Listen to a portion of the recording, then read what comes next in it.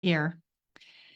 Did you know that birth trauma can crop up years later? You might think that everything was just peachy keen when you were born and that there were no problems whatsoever. But unless we really know what was going on for our mothers and our fathers or our situation when we were in utero, we don't necessarily know what kind of birth trauma happened. Trauma, it's such a big word, but birth experience, birth challenge. So, when I was pregnant with Rome, my second child, my mother and my sister were not speaking to me that year. My my mother used to get involved with big, ugly family things where they'd have the silent treatment. It was really nice, not nice at all.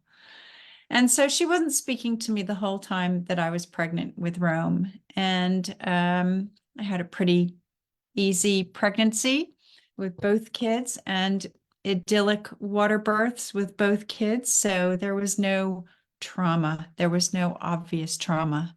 But the whole time that I was pregnant with Rome, I did not feel like my mother was there for me. I didn't feel like my sister was there for me. Didn't feel like my family was there for me because they weren't speaking to me. So many years go by. I'm finally doing the healing work that I'm doing. And Rome, who was maybe about 7 at the time, he said something. I don't remember what he said, but he was bitching basically about me, about his dad, about his brother, about whatever. And I said, "What is the matter?" He goes, "I just don't feel like you guys are there for me." And I was like, "What? We're like the most supportive family there is in the world. What do you mean?" And I muscle tested him. Because if you don't know about muscle testing, you really ought to learn it. It's absolutely fantastic. But you get a base level test first so that you know that it's secure. And I had him say, "My family is there for me, yes or no?" And it came out no. And I was like, "What do you mean? Do it again. Come on, hold really, really tight." And sure enough, he had the belief that his family wasn't there for him. And he's like, "But I know, intellectually, I know that you guys are there for me," even though he felt that at the moment we weren't.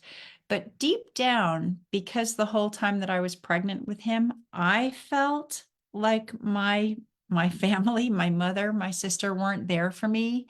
Those feelings went into him, so we changed that for him, obviously. We changed that belief system. And then, of course, his feelings of not feeling like we were there for him went away.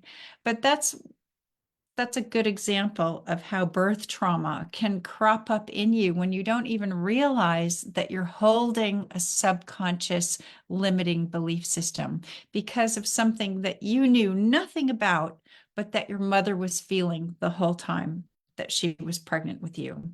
So it's just something to think about. What was going on for your parents when they were pregnant with you? Now, you might not know, maybe your parents are already gone, but like that first exercise when I was studying transactional analysis, they had us tune into our mothers and write down on a piece of paper, what was your mother feeling when she was pregnant with you? Now, it's pretty easy to tune in. We were there with our mothers. We were in our mother's uterus, so we could tune in to what was going on with our mothers. And even if you're not 100% certain, really pick up what you do know around it and look at what you've written. And now look at how what you've written on that piece of paper can actually apply to your own life. This is the way that we start to investigate what kind of subconscious patterns are lurking around in us that are holding us back from living our best potential, most joyful lives, free from limiting beliefs, shielding us, free from causing self-sabotage and all of the rest of it. So if this interests you and you'd like to find out more, please book a free call with me. It's so interesting. I love to talk to people about what they know and what they don't know that they know.